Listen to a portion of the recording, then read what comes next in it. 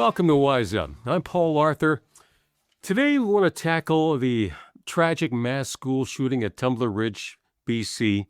It's shaken us all up. I mean, part of the story, of course, is that the shooter was transgender. And we've seen an increasing trend of this over the last number of years, especially in the States. It's controversial, of course, but I think it's a topic that deserves some serious conversation. So before we jump into that, quick reminder to hit subscribe. All right, tell your friends about us as well. Our guests today, joining us from Calgary, Jojo Ruba. He's a Christian apologist and the executive director of Redeeming Conversations, redeemingconversations.ca. And also Kellie Lynn Pirie. She is a detransitioner, founder of Detrans Alliance Canada, their website, detransalliancecanada.com. So good to have you with us. Glad to be here. Oh, okay. Well, why don't we start with you, Jojo? Just maybe briefly explain to us what Redeeming Conversations, what your group is all about. Well, Redeeming Conversations is a Christian apologetics ministry, which, again, as a ministry, we want to help Christians and have winsome conversations to be able to give a good reason for the hope that we have. 1 Peter 3:15 is where the word apologetics actually comes from. And we tackle issues like LGBTQ. I'm actually writing a book on how to have better conversations on these issues because we do want to care and love members of the LGBTQ community and be able to explain things better for them. And this issue is one of the key ones we have to have a conversation about because there is a trend. There is something going on here where young people who are pumped up with cross-sex hormones do something violent. Okay. And Kellie Lynn, can you tell us what the Detrans Alliance Canada is all about? Detrans Alliance Canada is an outreach in Canada where detransitioners can find each other and work together towards common goals. One of our hopes is to get more of the detransition process funded by the medical services plans that transitioned us, and also to organize and try to push back legally, especially in cases where youth are initially transitioned at school, and say, are teachers qualified to be making these decisions? Yeah, that's a very good question, isn't it? Okay. And do you want to maybe share a little bit of your own personal story here with our viewers? I understand you were born biologically female, right? And then there was a transitioning period that happened later. Um, I'll keep it brief here for you. So I'm the youngest of my mother's 6 kids. I come from a blended family situation, so I'll just stick with the mother side of the story. She married a convicted pedophile when I was less than 3 years old. I grew up with him as my father figure till I was 13.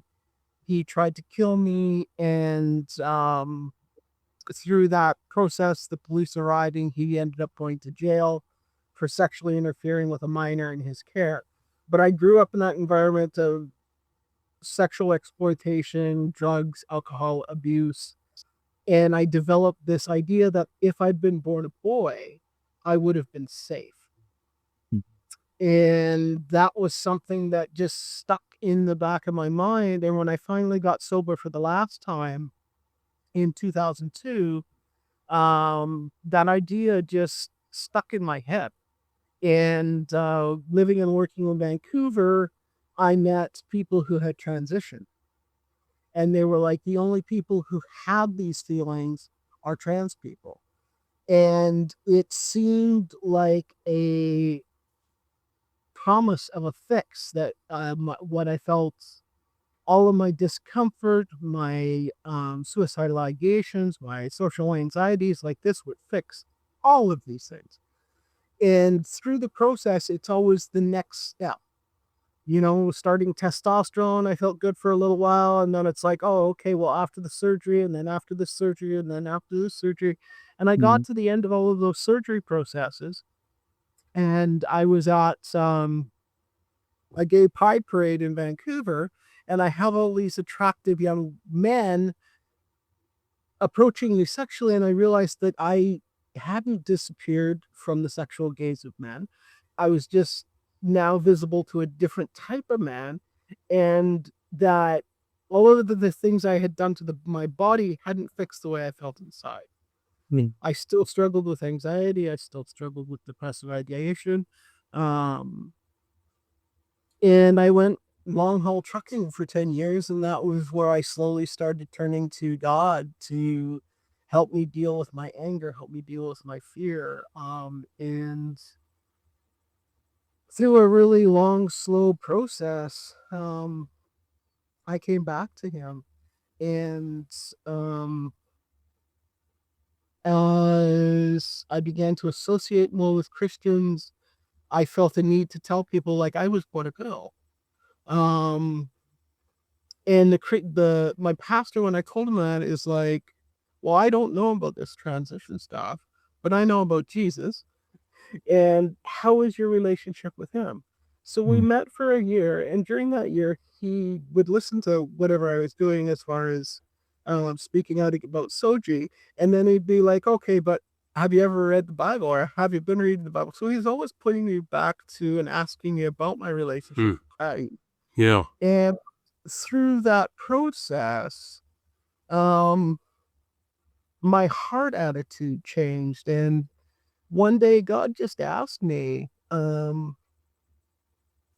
like, do you want to get married? Because the way you look, you're going to have to make some choices here.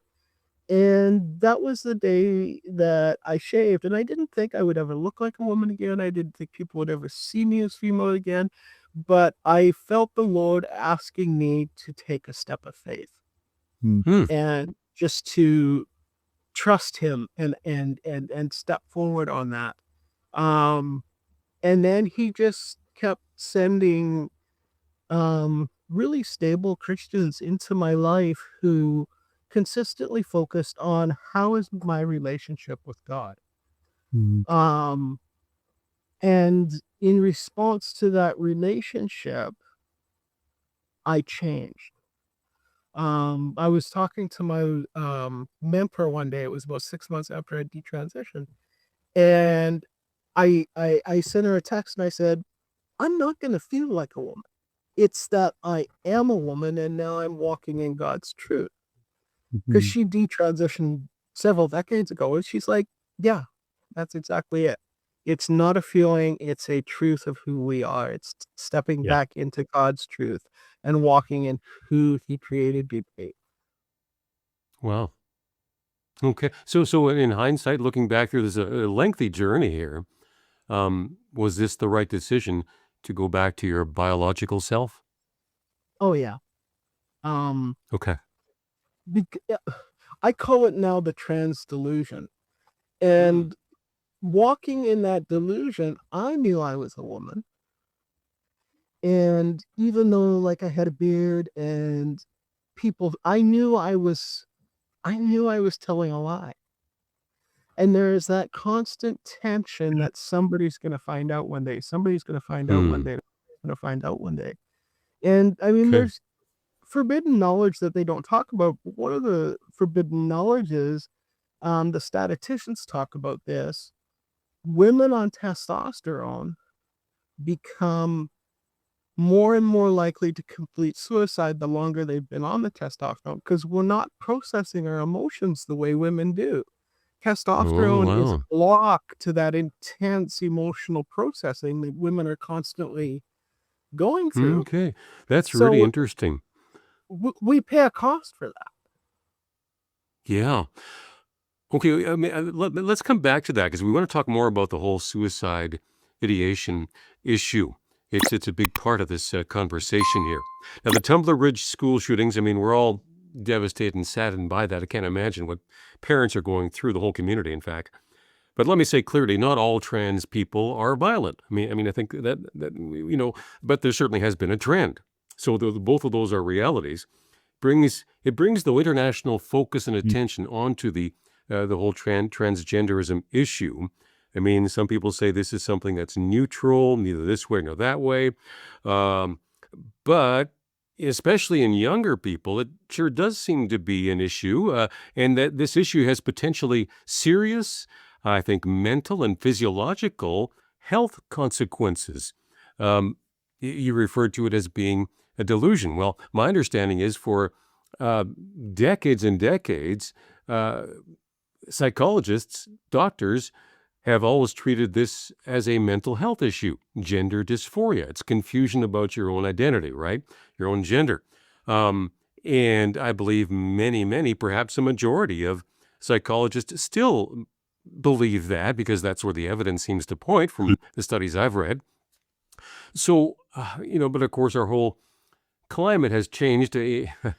I'm not talking about climate change in that sense, but our culture has changed the way they view these sort of things. So, where do we go from here? Your thoughts on this? I mean, again, did gender have a part to play in this? And could he have received treatment earlier on that could have prevented this from happening? Well, someone told the boy that he was so broken in his masculinity that the only way to fix him was for him to enter into this process and appear to be a girl. Like, he got that idea from somewhere, whether it was from the internet, whether it was from a parent, whether it was from a teacher. That part of the story hasn't come out to the public knowledge, but someone told him that, right? So Well, I don't know, but you're saying that's kind of I'm assuming somebody told him that. And to these narratives, we need to amplify the voices of the people willing to speak the truth. Like Dr. Paul McHugh in the 1970s was saying what the research has consistently said around adult transitioning. Men's and women's mental health from the time they start wrong sex hormones to the time they die decreases. Their global level of functioning from the time they start wrong sex hormones until their death consistently decreases. It does not improve their global level of functioning. It doesn't improve their physical health outcomes or their mental health outcomes. And yet, somewhere along the line, the political idea being put forward by the activists that this is something we need and we want and we should have has become the dominant narrative. And all of the longitudinal studies and the CAS report said this regarding kids. There's no good research out there that definitively shows that these interventions help. Now, of course, the issue, of course, especially in mainstream media, we do hear a lot of reports from experts as well as people from the trans community saying, look at how much difference this makes when when somebody gets hormone blockers, or they are affirmed, or they have some surgery, they feel more themselves and their suicide rate drops and so forth. So we're hearing different stories here, different studies. How do we sort all of this out? I don't know, Jojo, or any thoughts on that? Well, I let Lynn speak to some of the statistics because those are important. Like the CAS Okay. report, for example, Yeah. is of the United Kingdom's own government, so the UK's government. That Dr. Cass is not a Christian, from my understanding. She's very much objectively looking at the facts, and she says transitioning children is not necessary. But let me take one angle that's important. One key that's important is because the statistics that have been being shown or shared by people advocating for this is saying, well, there's about 1% of the population is trans, that identifies trans, but far less are people who cause mass shootings. And that's true if you look at those and compare those numbers. But what the number I would compare is what Kellie is talking about. Young people who are given cross-sex hormones, so the opposite sex hormones, and then who are compare those numbers, not just those who identify, but who actually take the hormone, and compare that number to the people outside right now who are committing crimes. There was just another individual who killed a couple of people at a hockey rink in the Yeah. States just a couple of days ago from this broadcast. So we have to take a look at the actual numbers of people who are taking cross-sex hormones. So men who are pumped up with testosterone, men who are pumped up with estrogen, to see what kind of mental incapacity or imbalance does that cause. Again, this is not a hateful thing. This is actually looking at the mental result or the physical biological result of taking hormones that your body naturally does not produce. And Kelly, maybe you shared with this with me the other day, but what happens to males, just like the case in the shooter, who take estrogen? Yeah, go ahead and comment on that, Kelly Lynn.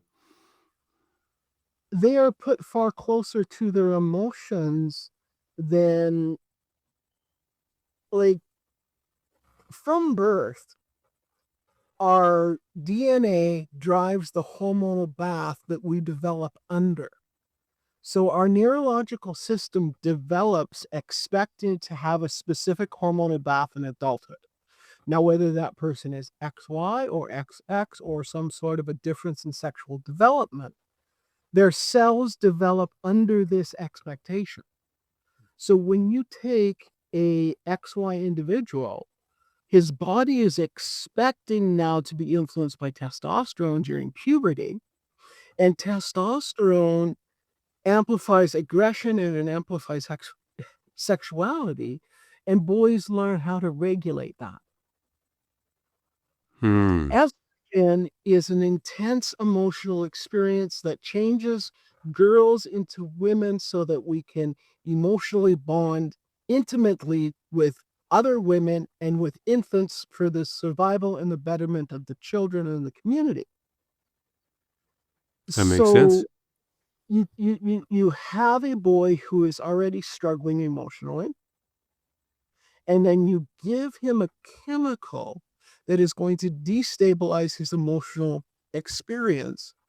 And he doesn't even get the relief I had as a teenager. Like, I had a monthly cycle, so I would have 7 days where my hormones were like kind of,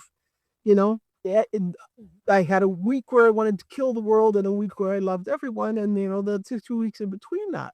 But he didn't even have that relief of a fluctuating cycle. He was fixed at a rate that obviously he was struggling with his mental health, and being put on estrogen did not appear to improve his mental health. And yet it does not appear that, and under the conversion therapy ban, the idea of saying, well, maybe you need to not take the wrong sex hormone isn't really something anyone appeared to be willing to say to him.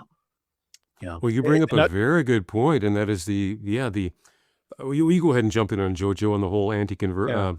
Yeah, because part of the reason why I'm doing this work is because I went through my own Christian counseling to reduce my own gay attractions. And part of that is dealing with these emotions, going through the history, dealing with the anger, trying to understand my own gender and sexuality. And obviously, gay feelings are different from trans feelings, but the conversion therapy law bans both of us from reducing even unwanted non-heterosexual or non-cisgender attractions or feelings. So this young boy at 17 years old, when he went to see a counselor, particularly about his parents' own relationship, they divorced. He was so mad at his dad, apparently, he wouldn't take his dad's last name. So there's definitely a father-son dynamic missing there, where there's a godly or at least a good father figure who instills a masculine identity on this young guy. Again, he's only 17. And so he's just coming out of puberty and he's going through these cross-sex hormones that Kelly is talking about. And the counselor, if he was to reduce this transgender feeling or ideation, he could go to jail for 5 years under Canada's conversion therapy ban. So no wonder he can't get this support because it's actually criminal. He can't get it. And I can tell you, as someone who's actually gone through this counseling, this helped me immensely. There was no torture. The stuff that Kelly Lynn's talking about, just being open about her story, that's what we talked about. And being able to have someone outside, a third person coming in and saying, Jojo, this feeling isn't actually accurate. You're not feeling you're feeling disconnected, but you're a man just like other men. We struggle the same way. Like, even just hearing that, Paul, I think would have been extremely helpful for him. And obviously, I don't know if he went through the case, and I do know that it would have been criminal if someone tried to help him. So it's not just the fact that he had mental illness; he had morbidities. These are, and there's a lot of morbidities. Kelly Lynn would talk about the fact that a lot of people who experience gender dysphoria have other mental and emotional problems that they're processing. And Right, so and it's if those don't ever get addressed, correct. I That's mean, right. That's right. Because the conversion therapy, man, this is the point I think that's important for us to make. Even as Christians, here, conversion therapy prevents helpful counseling. That has nothing to do with torture. That has nothing to do with harm. Even consenting young people or adults are not allowed to get help from a professional counselor or their pastor. And I think in this situation, that kind of counseling would have likely helped this young man and may have mhm. prevented these mass shootings. Yeah, that law needs to be ditched big time as fast as possible, in my opinion. It prevents people from getting potentially life-saving help, counseling. Kelly, Lynn, I was gonna, if I could just jump in for a second there, because I think in the context of all of this here, we're talking about minors. Okay, you're suggesting children are not mature enough to make these kinds of life-altering decisions without parental support. It's just beyond silly. Correct. And we have the research that came out of Canada for decades that said the best thing to do with youth who were distressed regarding their gender was supportive counseling. Hmm. Up to 90% spontaneously resolved as a result of going through puberty. They became reconciled with being male or female. And in the cohort that was followed, the majority of them, somewhere around over 70%, as adults identified as same-sex attracted. But by going through their natural puberty process, they reconciled with because puberty is such a visceral experience that they reconciled with their embodiment. They became comfortable with the authenticity of being male or being female. And this idea that any youth who is distressed about their sexuality or their gender needs to be put through this process of transition is denying them access to a therapy that we knew was 80% effective. Right. And at peak, it was 90% effective. So we're denying them the gold standard of effective care with the best physical and emotional health outcomes. And we're giving Yeah. them this sub-quality care as if it's a better idea. Well, I'm really hoping that we have some politicians and educators, healthcare professionals who will watch programs like this. They'll listen to people like yourself, who's gone through this, and you're in communication with other people who've experienced similar things. The truth needs to hit home here, and things need to change in how we are dealing with this. Again, lives on the line. We should touch base on the suicide issue here again before we run out of time. Again, I think most parents of gender questioning kids love their kids, and they're just going with the advice they're getting from their medical professionals, what they're hearing on mainstream media.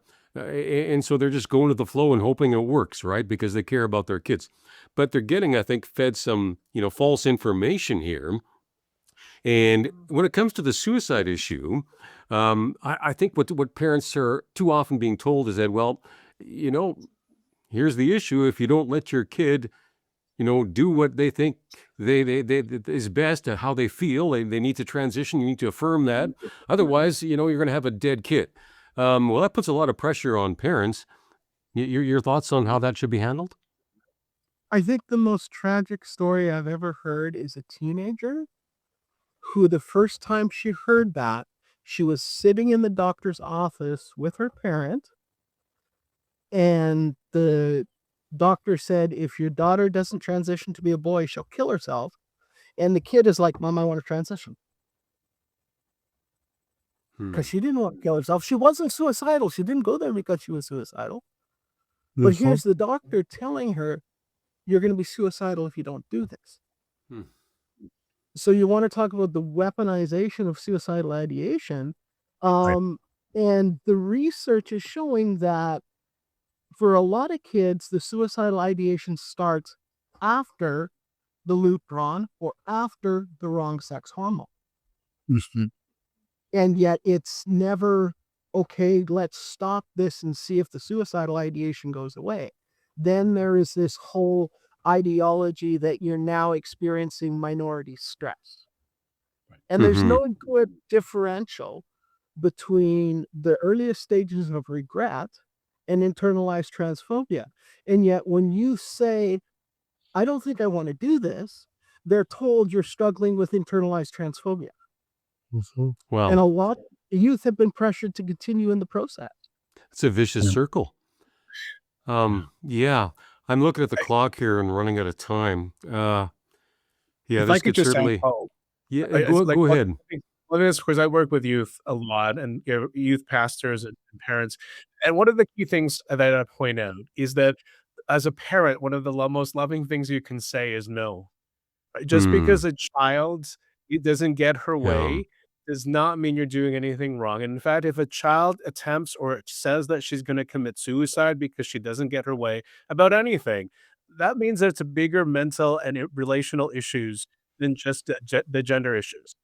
Yeah. To be able to say, "We're not gonna let you transition, because" and this is key, "because we love you too much to take away your right to Hmm. go through puberty, to claim Absolutely. to be an adult woman, that you have that right, that's a right God-given right, that's not a hateful thing to do."